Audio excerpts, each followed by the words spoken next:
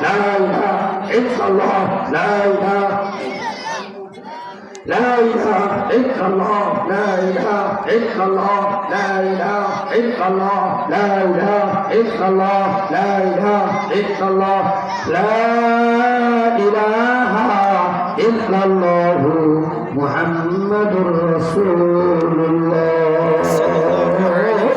صلى الله عليه وسلم হে দুনিয়ার মানুষ আল্লাহকে আল্লাহ বলে ডাকলে আল্লাহ খুশি হয় দুনিয়ার মানুষকে যদি কোথায় সম্মানজনক নাম ধরে ডাকা হয় দুনিয়ার মানুষটা খুশি হয়ে যায় যদি বলা যায় নেতা ও নেতা সাহেব কোথায় যাচ্ছেন তাকাইয়া দেখে আর বলেছে হ্যাঁ ভালো আছি এই জন্য এই দুনিয়ার মানুষেরা আমরা যে বাজার ঘাটের সময় দিব না বাজার ঘাটের সময় না দিয়া আজকে যেহেতু কোরআনের মাহফিলে আমরা চলে আসবো এখন আপনাদের সামনে আলোচনা নিয়ে আসছেন পবিত্র কোরআনের মাহফিলে আলোচনা নিয়ে আসছেন হযরত মাওলানা সুমন ইরফানুল হযরত মাওলানা মোহাম্মদ সুমন ইরফানুল শিক্ষক মাদ্রাসাতুল নবুবিয়্যা রংপুর তাকে তেনার মূল্যবান বয়ান করার জন্য বিনীত নিবেদন করছি।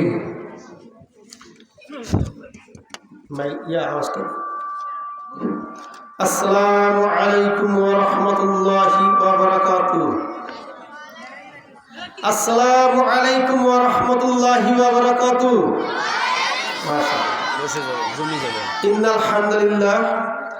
ইন্নাল হামদুলিল্লাহি ওয়াহদা ওয়াসসালাতু ওয়াসসালামু আলা মান লা নাবিয়্যা বা'দা আম্মা বা'দ ফাআউযু বিল্লাহি মিনাশ শাইতানির রাজীম বিসমিল্লাহির রহমানির রহিম কুল্লু নাফসিন যায়িকাতুল মাউত وقال الله تعالى في كلامه المجيد والفرقان الحميد ألهاكم التكاثر حتى زرتم المقابر كلا سوف تعلمون كلا لو تعلمون علم اليقين قال رسول الله صلى الله عليه وسلم من مات فقد قامت قيامته। প্রিয় দিনী ভাইয়েরা, আজকে এত সুন্দর একটি দিনী মজলিসে অর্থাৎ বউলবাড়ি পচারপাড়া আখতারুল উলুম নুরানি হাফিজিয়া কওমি মাদ্রাসার হাফেজদের যারা হাফেজ হয়েছেন তাদের দস্তরবন্দি উপলক্ষে আজকের এই পীরগঞ্জ থানাধীন অত্র মাদ্রাসায় এক আলোচনার কোরআন এবং হাদিস থেকে আলোচনার আয়োজন করা হয়েছে। তো যারা যেখানেই আছি আমরা প্যান্ডেলের সামনে এসে প্যান্ডেলের মধ্যে বসে বারাকা নিয়ে আমরা আজকের এই তাফসিরুল কোরআনের আলোচনা শুনব, কোরআন এবং হাদিস থেকে আলোচনা শুনব। এবং যারা আমরা বাইরে বসে আছি বা দাঁড়িয়ে আছি আমরা একটু কষ্ট করে আমরা প্যান্ডেলের ভিতরে আসি। যারাই এখানে আলোচনা করবেন কোরআন এবং হাদিস থেকে কথা বলবেন আলোচনা করবেন, কোরআন এবং হাদিসের আলোচনাই গুরুত্বপূর্ণ আলোচনা। আর পৃথিবীর সমস্ত কাজ হলো বাতিল কাজ, এগুলো মৃত্যুর সাথে সাথেই সব বাতিল হয়ে যাবে, শুধু থেকে যাবে আপনার কোরআন এবং হাদিসের আমল। আপনি কোরআন এবং হাদিস থেকে কতটুকু আমল করলেন এবং কতটুকু সহি শুদ্ধভাবে আপনি আমল করলেন এটাই আপনার থেকে যাবে। রাসূলুল্লাহ সাল্লাল্লাহু আলাইহি সাল্লাম বলছেন তিনটি জিনিস আপনার এবং আমার, তিনটি জিনিস। এক নম্বর যেটা আপনি ভোগ করলেন, যেটা আপনি খেলেন, যেটা আপনি আহার করলেন, অর্থাৎ আমরা যা খাই এটা আমাদের এবং এর শেষ পরিণতিটা কি এটা আমরা জানি, তাই না? আমরা খেলাম আগের দিন রাত্রে বা সারাদিন যা খেলাম পরের দিন ঘুম থেকে উঠে আমরা টয়লেটে গেলে সেগুলো ত্যাগ করে দিই। অর্থাৎ আমি যেটা খেলাম বা ভোগ করলাম সেটা কি হলো, এটা এই পৃথিবীতে থেকে গেল। দুই নম্বর যেটা আমি যেটা আমি উপভোগ করলাম, যেটা আমি ব্যবহার করলাম, আমার ব্যবহার্য জিনিস, গাড়ি কিনেছি, বাড়ি কিনেছি, ব্যাংক ব্যালেন্স করেছি, একটা পোশাক, দামি পোশাক পরে আছি, এটা যদি ছিঁড়ে যায়, আমার গাড়িটা যদি নষ্ট হয়ে যায়, অথবা আমি যদি এই মুহূর্তে মারা যাই, তবে কি হবে? আমার এগুলো সব রেখে যেতে হবে। আপনি যদি মারা যান, এই বিল্ডিং, বাড়ি, গাড়ি, ধন সম্পদ যা কিছু আছে সব আপনাকে রেখে যেতে হবে। শুধু এগুলো ভোগ করবেন, আপনি এগুলোকে উপভোগ করবেন, এগুলোকে ব্যবহার করবেন, এতটুকুই আপনি করতে পারবেন। এই যে আপনি আরামায়েশ করলেন, এতটুকুই আপনার। তার মানে যা খেলেন এটা আপনার, যেটা ব্যবহার করলেন এটা আপনার। আর তৃতীয় হলো যেটা আপনি আমল করলেন। অর্থাৎ আমরা কোরআন এবং হাদিস থেকে জেনে এবং বুঝে যাহাই আমল করব, তাহাই আমাদের কাল কিয়ামতের দিন সাথে যাবে। শুধু একটি মাত্র জিনিস আমাদের সাথে যাবে। আমরা কি এভাবে কখনো চিন্তা করি? অথচ রাসূলুল্লাহ সাল্লাল্লাহু আলাইহি সাল্লাম 1400 বছর, 1450-1500 বছর আগে এই ঘোষণা দিয়ে গেছেন। আর আমরা এই দুনিয়ার ভোগবিলাস, এই দুনিয়ার চাকচিক্যময় এই ভোগবিলাসিতা নিয়ে, আমরা মরীচিকাময় এই দুনিয়া নিয়ে আমরা বেশি ব্যস্ত থাকি। আমরা ওই জগৎকে নিয়ে আমরা চিন্তা করি না, যে জগতে আমাদেরকে অনন্তকাল আমাদেরকে অবস্থান করতে হবে। কি ঠিক কিনা ভাই? ঠিক কিনা বলেন? আমরা এই চাকচিক্যময় ধোকার মরীচিকাময় দুনিয়া নিয়ে আমরা বেশি ব্যস্ত থাকি। অথচ এই যে পবিত্র কোরআনুল কারিমে আল্লাহ তাআলা যে এত সুন্দর সুন্দর ঘোষণা দিয়ে রেখেছেন, আমাদের জন্য আমলযোগ্য এত আমল আমাদের জন্য দিয়েছেন, এবং আমরা এই দুনিয়াতে যদি এই কোরআনকে বাস্তবায়ন করে চলতে পারি, তবেই আমরা এই দুনিয়ায় সফল এবং কাল কিয়ামতের দিনও আমরা সফল হব। তবেই আমরা উলাইকা হুম খায়রুল বারিয়া, সৃষ্টির সেরা জীব হতে পারব। অথচ দেখেন আমরা কি এই কোরআনকে মানতে পারি? আজকের এই যে মাহফিলগুলো হচ্ছে, মাহফিলগুলো সব কি হয়ে যাচ্ছে? হাস্যরসাত্মক, রঙ্গরসাত্মক একটা পরিস্থিতি তৈরি হয়ে যাচ্ছে। এখান থেকে আমরা কি শিখব? আমরা এই মাহফিলগুলো থেকে আমরা কোরআন হাদিসের কথা শিখব।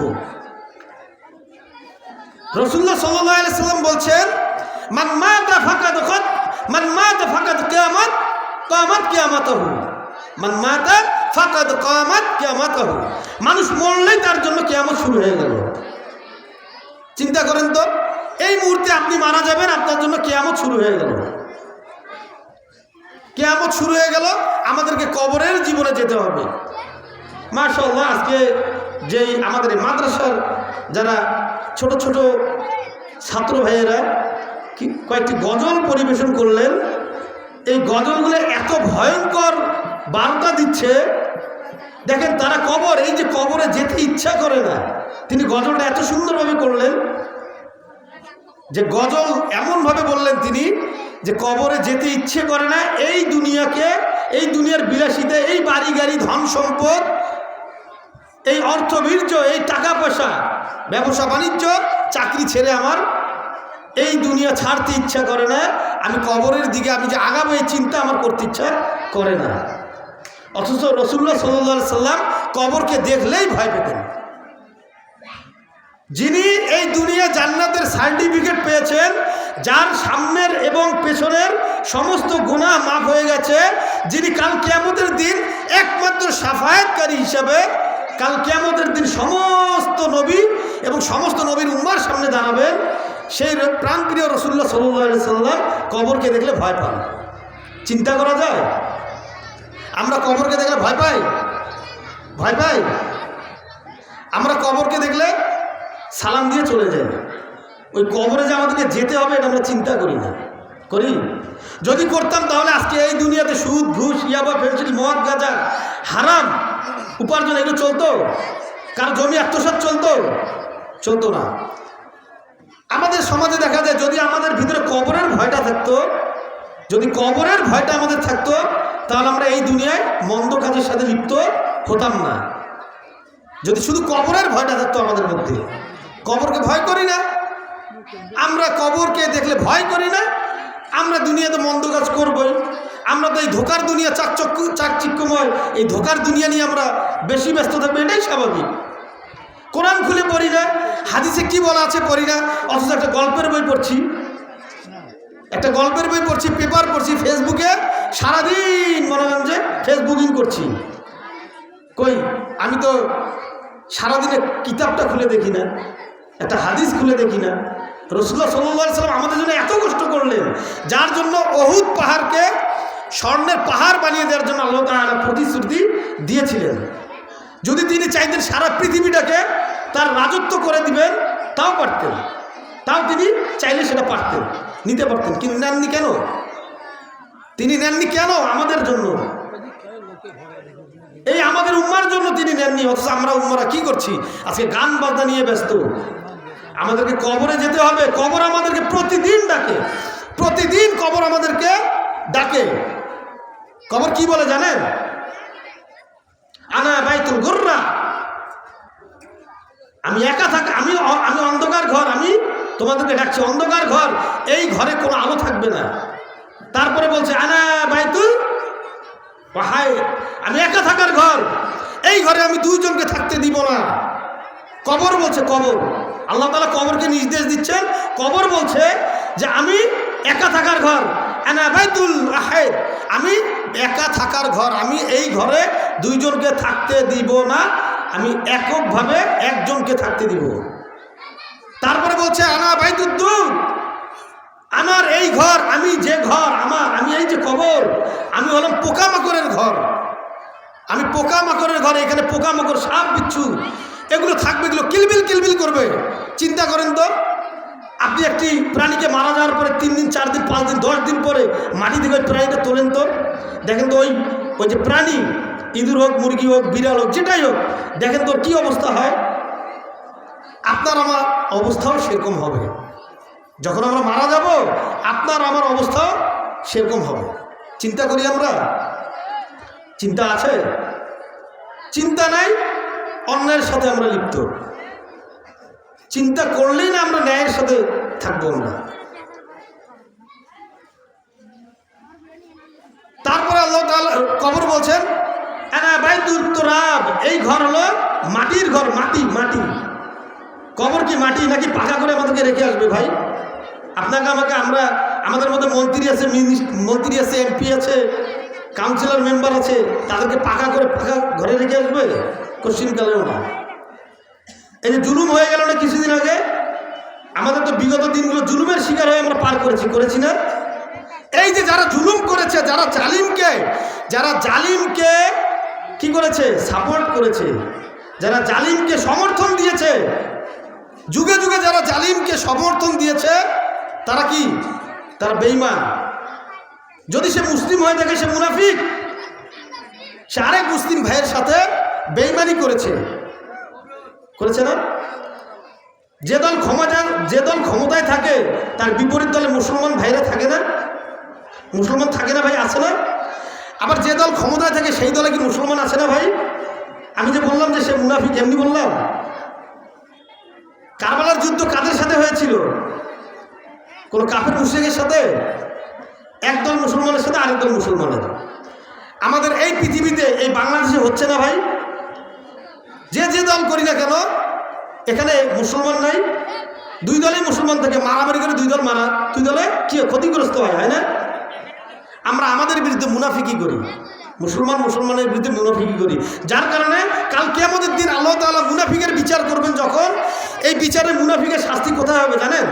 মনে করেন একটা জাহান্নামের মধ্যে আল্লাহ তাআলা মধ্যম স্তরে কাফের মুশরিকদেরকে রেখে দিবেন, আর মুনাফিকদেরকে রেখে দিবেন জাহান্নামের সর্বনিম্ন স্তরে। আপনি আমি ভয় পেয়ে লাভ নাই। আমরা অনেক সময় বলি না যে আল্লাহ আমাদেরকে কি, নাস্তিকরা বলে সাধারণত নাস্তিকরা এই কথাগুলো, প্রোপাগান্ডাগুলো ছড়িয়ে বেড়ায় যে মরলেই শেষ, আমি মরবো, মাটিতে মিশে যাব, কিসের আবার দেহ তৈরি হবে? অথচ আল্লাহ তাআলা বলছেন, যখন একজন মানুষ মারা যায়, তখন তার রূহটা, যদি তিনি মুমিন বান্দা হন, তাহলে তার রূহটাকে দুজন ফেরেশতা মাথার সামনে এসে বসেন, এবং অসংখ্য অগণিত ফেরেশতা তার সামনে যতদূর দৃষ্টি যায় ততদূর দৃষ্টিতে বসে পড়েন। সুবহানাল্লাহ।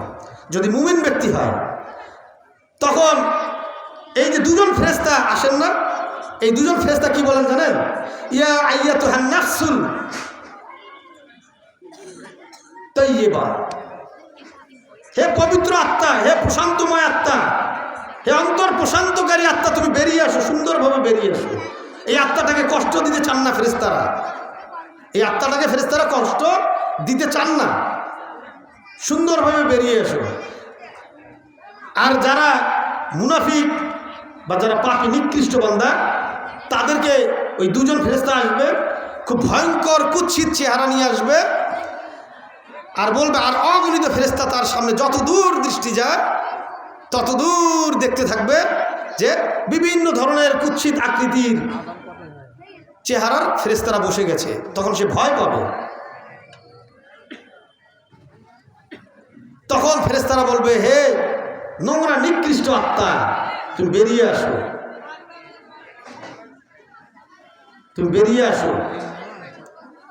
তখন কি হবে? এই যে আত্মাটা এত কষ্ট, এত যন্ত্রণা ভোগ করবে, এত যন্ত্রণা ভোগ করবে কল্পনার বাইরে, আমরা কল্পনাতে মানতে পারি না।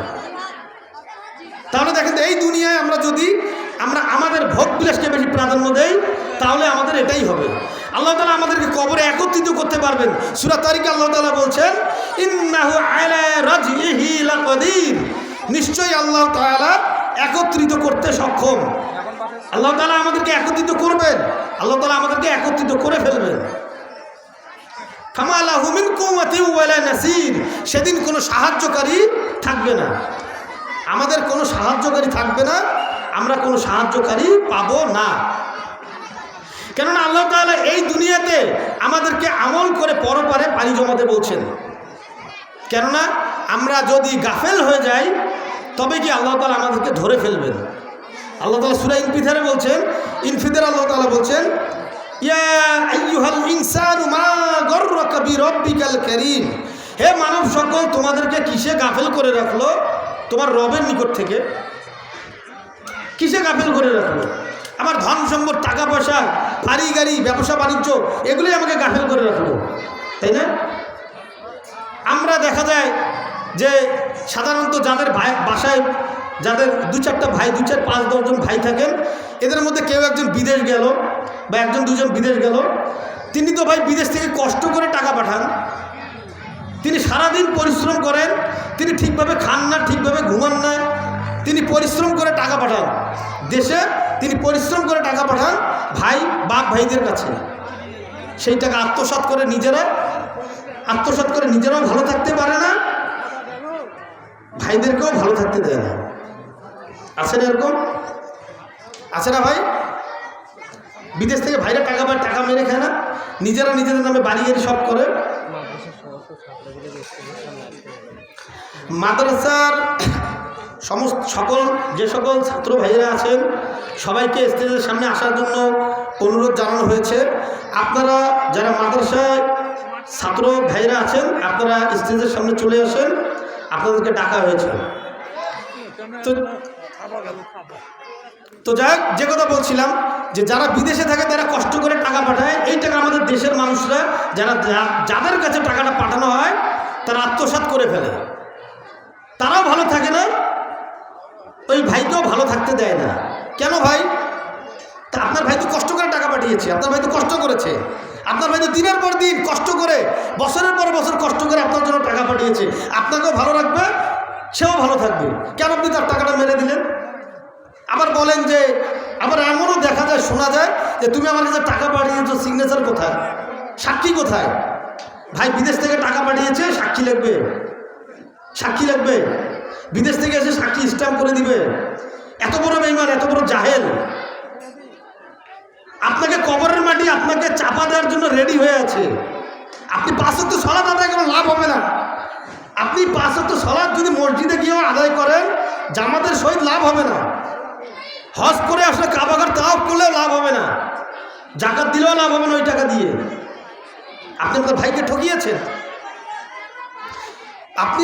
ঠকিয়েছেন, কি লাভ?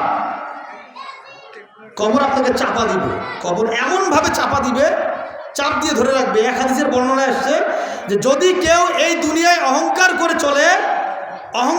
চলে, যদি এই দুনিয়ার মাটির উপরে কেউ অহংকার দম্ভ ভরে চলে, তাহলে কাল কিয়ামতের দিন এই মাটি তাকে শাস্তি দিবে। আরেক হাদিসের বর্ণনা আসছে মাটি থেকে এমনভাবে শাস্তি দিবে, এমনভাবে চাপ দিবে যেন তার এ পাশের পাঁজর, ডান পাশের পাঁজর, বাম পাঁজরে এইভাবে ঢুকে যাবে। ঠিক আমার হাতটা যেভাবে ঢুকে গেছে এইভাবে ঢুকে যাবে। চিন্তা করেন তো।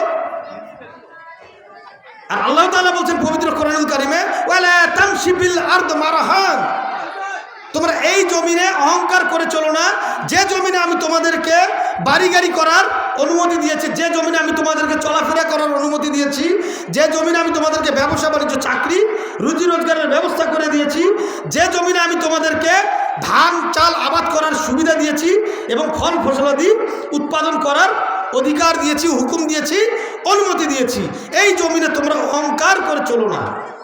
ওয়ালা তামশি ফিল আরদ মারহান ইন্নাল্লাহা লা ইউহিব্বু কুল্লা মুখতালিন ফখর। নিশ্চয়ই এটা আল্লাহ তাআলার কাছে খুব অপছন্দনীয়, খুব দণ্ডনীয়, খুব গর্হিত কাজ। দেখেন তো আমরা এই কাজগুলো করি কিনা।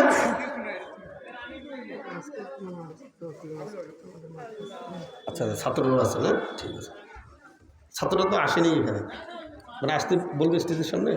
আচ্ছা, ঠিক আছে, ঠিক আছে। তা আল্লাহ তাআলা বলছেন, ওয়ালা তামশি ফিল আরদ মারহান, তোমরা এই জমিনে অহংকার করে চলো না, যে জমিনে আমি তোমাদেরকে থাকা, খাওয়ার, চলাফেরা করার, বাড়ি গাড়ি করার অনুমতি দিয়েছি। নিশ্চয়ই এটা আমার কাছে অপছন্দনীয় এবং গর্হিত কাজ।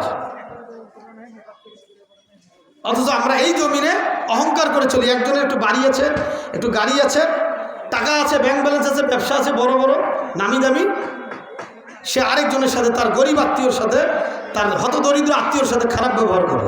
আছে না ভাই? এরকম ডাকাত আছে না ভাই? এরকম ডাকাতও আছে। তো কবর তাকে কি করবে? শাস্তি দিবে।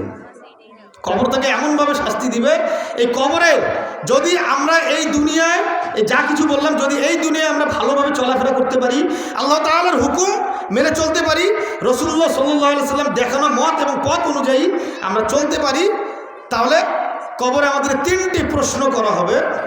তখন যখন আমাদের কবরে শুয়ে দেওয়া হবে, আমাদেরকে যারা শায়িত করবে এনারা কবরের স্থান থেকে মানে খুব বেশি দূর যেতে হবে না, তখনও তাদের পায়ের আওয়াজ ওই মুর্দা শুনতে পারবে, মাইয়াত শুনতে পারবে না।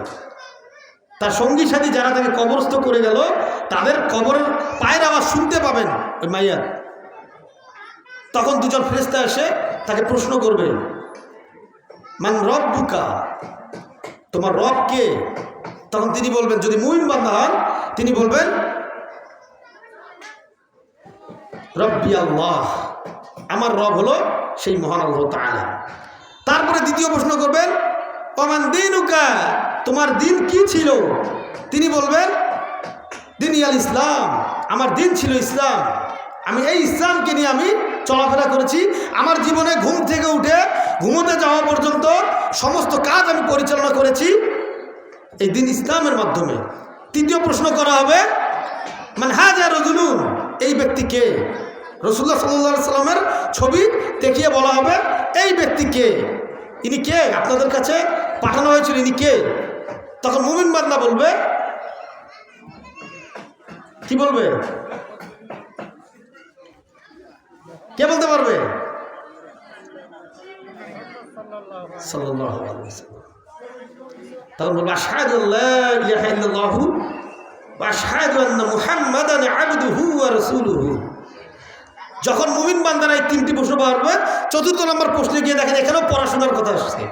প্রথম আয়াত কি আমাদের? ইকরা বিসমি রাব্বিকাল্লাযী খালাক, খালাকাল ইনসানা মিন আলাক। কবরে গিয়া এই 3টি প্রশ্নের পরে পড়ালেখার কথা আসবে। এই যে আমরা পড়ি না, পড়াশোনা করি না, স্টাডি করি না, কোরআন খুলে পড়ি না, হাদিসের কিতাব খুলেও পড়ি না, এই কবরেও পড়ার কথা আসবে। তখন ৪র্থ নম্বর প্রশ্নটি করবে, তুমি এগুলো কোথায় পেলে? কে তোমাকে শিখালো? কিভাবে শিখলে? তখন তিনি বলবেন, এই আমি কোরআন পড়েছিলাম। তখন তিনি ফেরেশতাদের উত্তর দিবেন, আমি পবিত্র কোরআনুল কারীম এবং রাসূলুল্লাহ সাল্লাল্লাহু আলাইহি সাল্লামের জীবন বিধান, যেটা হাদিসের কিতাবগুলো আমি পড়ে জেনেছি, সেই অনুযায়ী আমল করেছি। এখন এত বড় বড় বয়ান দিচ্ছি, এত সুন্দর করে এই যে স্টেজে আপনাদের এই হাফিজ সাহেবদের দস্তরবন্দি উপলক্ষে এই প্রোগ্রামে এসে, মাহফিলে এসে আলোচনা করে যাচ্ছি, আমি আমল করছি না, হবে? হবে? আমল করতে হবে। আমাদেরকে অধিকাংশ মানুষ আমরা জানি কিন্তু আমল করি না। অধিকাংশ মানুষ আমরা জানি, আমল করি না। আজকে যদি প্রশ্ন করা হয় কতজন এখানে ফজরের সালাতটা আদায় করেছি, মসজিদের কথা, মসজিদ তো এত কষ্ট লাগে মসজিদে যেতে, এটা তো কষ্টের সীমা নাই। অথচ যদি বলা হয় যে তোমার বাসায় আগুন লেগেছে, তুমি ওই ফায়ার সার্ভিস ফোন ধরছে না, তুমি দৌড়ে গিয়ে 10 কিলোমিটার দূরে যাও, গিয়ে ফায়ার সার্ভিসকে ডেকে আনো, ওই রাতে দৌড়ে গিয়ে ফায়ার সার্ভিসকে ডেকে আনবে। অথচ জাহান্নামের আগুন থেকে বাঁচার জন্য আপনাকে আমাকে আল্লাহ তাআলা নির্দেশ দিচ্ছেন, ইয়া আইয়ুহাল্লাযিনা আমানু কু আনফুসাকুম ওয়া আহলিকুম নার। হে ঈমানদারগণ, তুমি নিজে বাঁচো, তোমার আহাল পরিবার পরিজনকে বাঁচো। আগে তুমি নিজে বাঁচো, আমি নিজে বাঁচি, আগে তুমি নিজে বাঁচো। ইয়া আইয়ুহাল্লাযিনা আমানু কু আনফুসাকুম ওয়া আহলিকুম নার।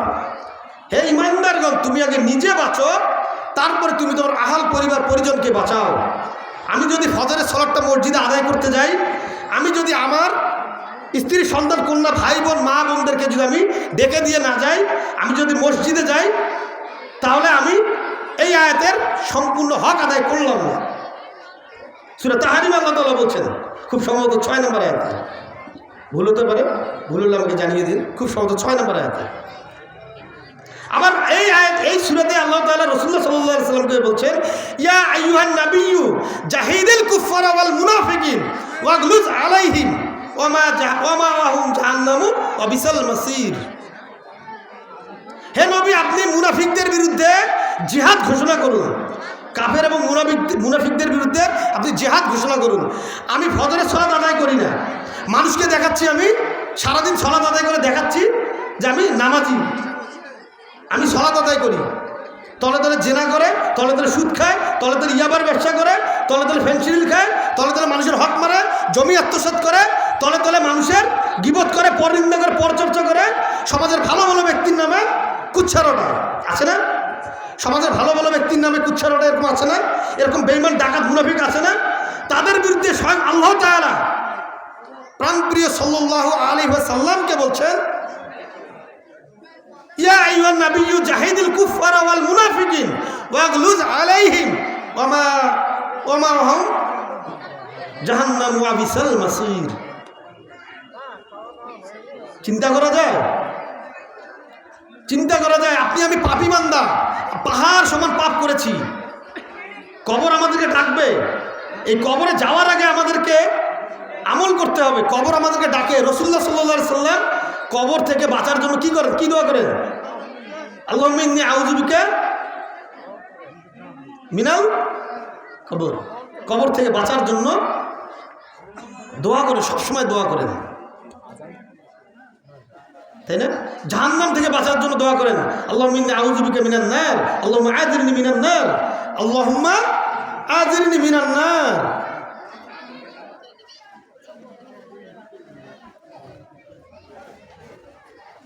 তাহলে আমাদেরকে এই কবর থেকে বাঁচার জন্য দোয়া করতে হবে, আল্লাহ তাআলার কাছে তৌফিক চাইতে হবে।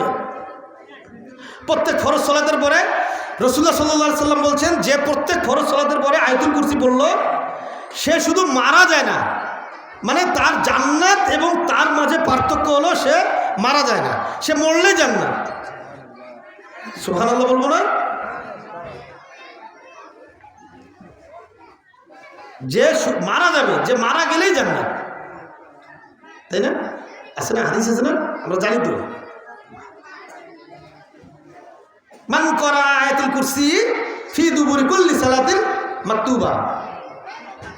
যে প্রত্যেক ফরজ সালাতের পর, প্রত্যেক ফরজ সালাত, ফজরের 2 রাকাত, জোহরের 4 রাকাত, আসরের 4 রাকাত, মাগরিবের 3 রাকাত, ইশার 4 রাকাত, এই ফরজ সালাতের পরে যে পড়বে আয়াতুল কুরসি, সে মারা গেলেই জান্নাত। সে মারা যায় না, এই জন্য জান্নাত যায় না, সে মরলেই জান্নাত, মরলেই জান্নাতি। সুবহানাল্লাহ। দেখালেন জান্নাত করি, আমরা আমল করি। হালাল রিজিকের জন্য আল্লাহ তাআলা রাসূলুল্লাহ সাল্লাল্লাহু আলাইহি ওয়াসাল্লামকে বলছেন, তুমি দোয়া করো আমার কাছে হালাল রুজির জন্য। আল্লাহুম্মা কফিনি বিহালালিকা আন হারামিকা ওয়া আগনিনি বিফাদলিকা আম্মান সিওয়াক। হে আল্লাহ, আপনি আমাকে হালাল দ্বারা পরিপূর্ণ করুন, হারাম ছাড়া। আর আপনি ছাড়া কারো কাছে আপনি আমাকে মুখাপেক্ষী করবেন না, আমি যেন কারো কাছে মুখাপেক্ষী না হই, শুধুমাত্র আপনি ছাড়া। সুবহানাল্লাহ বলবো না? সুবহানাল্লাহ। আবার আল্লাহ তাআলা তৌফিক চাওয়ার জন্য দোয়া করতে বলছেন রাসূলুল্লাহ সাল্লাল্লাহু আলাইহি সাল্লামকে, আল্লাহুম্মা আইন্নি আলা যিকরিকা ওয়া শুকরিকা ওয়া হুসনি ইবাদাতিকা। হে আল্লাহ, আপনি আমাকে আপনার জিকির করার তৌফিক দান করুন, আপনার ভালো ভালো ইবাদতগুলো করার তৌফিক দান করুন। আল্লাহুম্মা আইন্নি আলা যিকরিকা, হে আল্লাহ, আপনি আমাকে আপনার জিকির করার তৌফিক দান করুন। জিকির কি? সালাত। কিভাবে? দলিল কোথায়? সূরা আনকাবুত 45 নম্বর আয়াতে, ইন্নাস সালাতা তানহা আনিল ফাহশাই ওয়াল মুনকার ওয়া লা যিকরুল্লাহি আকবার। সালাত হলো সর্বশ্রেষ্ঠ জিকির। আপনি যেভাবে জিকির করেন, যেভাবে জিকির করেন, সালাত ছাড়া আপনার জিকির কবুল হবে না, হবে না, হবে না, হবে না। কেননা আল্লাহ তাআলা বলছেন ওয়া লা যিকরুল্লাহি আকবার। সূরা আনকাবুত 45 নম্বর আয়াতের শেষের অংশে এটা আছে।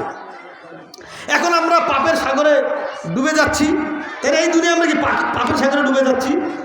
আল্লাহ তাআলা বলছেন ওয়া মাল হায়াতুদ দুনিয়া ইল্লা মাতাউল গুরুর, তাই না? তোমাদের জন্য তোমাদেরকে মৃত্যুর স্বাদ গ্রহণ করতে হবে। সূরা আল ইমরান 185 নম্বর আয়াত, কুল্লু নাফসিন যায়িকাতুল মউত। এই আয়াতের শেষের অংশে বলছেন ওয়া মাল হায়াতুদ দুনিয়া ইল্লা মাতাউল গুরুর, প্রত্যেক প্রাণীকে মৃত্যুর স্বাদ গ্রহণ করতে হবে। অথচ তোমরা এই চাকচিক্যময় মরিচিকাময় ধোকার দুনিয়া নিয়ে তোমরা বেশি ব্যস্ত থাকো।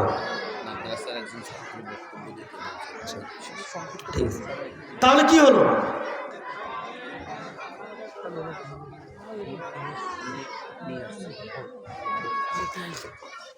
হাফেজ হয়েছে, হাফেজ হয়েছে, আলহামদুলিল্লাহ। আপনারা তো হাফেজ করার কারিগর, আমরা তো হাফেজ হতে পারিনি। যারা হাফেজ হয়েছেন আপনারা করেছেন, আলহামদুলিল্লাহ। আপনারা তো আল্লাহ তাআলার মেহমান। যাই হোক, তো এই যে আমরা যে চাকচিক্যময় ধোকার দুনিয়া নিয়ে বেশি ব্যস্ত থাকি, এই জন্য আল্লাহ তাআলা আমাদেরকে ক্ষমার, আমরা পাপ করবো এটা আল্লাহ তাআলা জানেন না? এটা আল্লাহ তাআলা জানেন যে আমরা পাপ করব, এই দুনিয়ায় এসে আমরা পাপ করব, আবার আল্লাহর কাছে ক্ষমা চাবো, এই বিধানও আল্লাহ তাআলা রেখে দিয়েছেন। সূরা তাহরিমে আল্লাহ তাআলা বলছেন ইয়া আইয়ুহাল্লাযীনা আমানু তুবু ইলাল্লাহি তাওবাতুন নাসুহা। হে ঈমানদারগণ, তোমরা তো পাপ করবে, তোমরা পাপের সাগরে ডুবে যাবে। তোমরা পাহাড় সমান পাপ করো আর সমুদ্র ফেনা পরিমাণ পাপ করো, তোমরা আমার কাছে ক্ষমা চাও, সেইভাবে ক্ষমা চাও যেভাবে আমি সন্তুষ্ট হব। আল্লাহ তাআলা বলছেন যেভাবে আমি সন্তুষ্ট হব, অর্থাৎ আল্লাহ তাআলার কাছে ক্ষমা চাইতে হবে এমনভাবে যেন আমি লজ্জিত, আমি ভীত সন্ত্রস্ত, আমি এই পাপ নিয়ে আমি এতটাই লজ্জিত হয়েছি যে আমি লোক সমাজে যেমন মুখ দেখাতে পারছি না, তেমনি আল্লাহ আমি আপনার কাছে আমি মুখ দেখাতে পারছি না, আপনি আমাকে ক্ষমা করে দিন।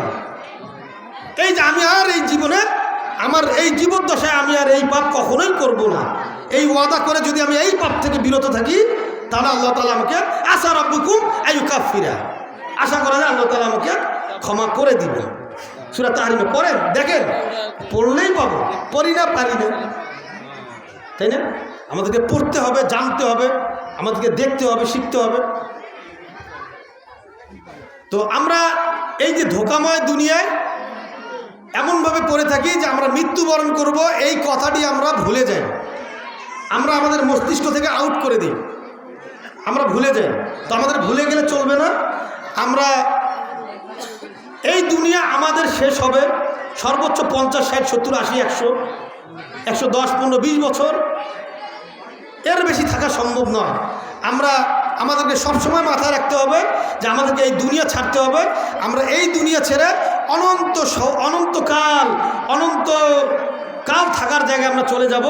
সেই দুনিয়ার জন্য আমরা এই দুনিয়ায় কিছু করব এবং এই দুনিয়ার পাথে হিসেবে আমরা পাঠিয়ে দেবো ওই দুনিয়ায়। আল্লাহ তাআলা বলছেন আলিমাত নাফসুম মা কদ্দামাত ওয়া আখরাত, তুমি এই দুনিয়ায় কি রেখে গেলে আর পরকালে কি পাঠালে, সে চিন্তাটা আমাদের করার জন্য আল্লাহ তাআলা এই আয়াতের মাধ্যমে আমাদেরকে নির্দেশ দিচ্ছেন। এটাও সূরা তাহরিমের একটি আয়াত, এটা সূরা ইনফিতারের একটি আয়াত। তো আল্লাহ তাআলা আমাদেরকে এতক্ষণ থেকে যা শুনলাম, এই কোরআন এবং হাদিস থেকে যে কথাগুলো শুনলাম, এগুলো জেনে বুঝে যা বললাম, এগুলো যেন আমরা শুনে বুঝে, শুধু শুনে আমল করবো বিষয়টা এমন না, এগুলো আবার মিলিয়ে দেখবো কোরআন এবং হাদিসের সাথে ঠিক আছে কিনা। যদি ঠিক থাকে আমরা আমল করব, যদি ভুল হয় আমাকে বলবেন, আমি শুধরে নিয়ে আমি সঠিকটা আমল করার চেষ্টা করব। আল্লাহ তাআলা আমাদের সবাইকে কোরআন এবং হাদিস অনুযায়ী আমল করে রাসূলুল্লাহ সাল্লাল্লাহু আলাইহি সাল্লামের জীবন আদর্শকে অনুসরণ, অনুকরণ, অনুধাবন করে আমাদের জীবন অতিবাহিত করার তৌফিক দান করেন। আমরা সবাই বলি আমিন। আসসালামু আলাইকুম ওয়া রাহমাতুল্লাহি ওয়া বারাকাতুহু।